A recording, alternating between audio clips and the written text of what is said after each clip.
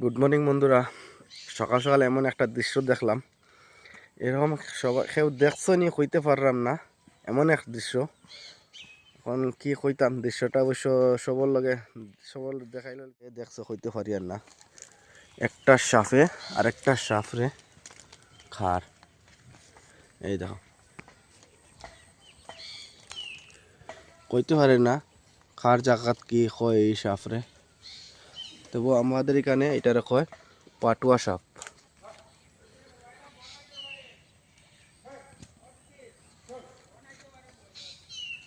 দেখাইতে পারি আর পুরা ভিতরে নিয়ে ঢুকান নিয়ে কই গেল। আহা,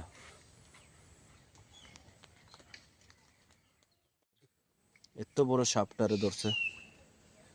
এইটা হইলো ধুরা সাপ আর এটা হইলো পাটুয়া সাপ।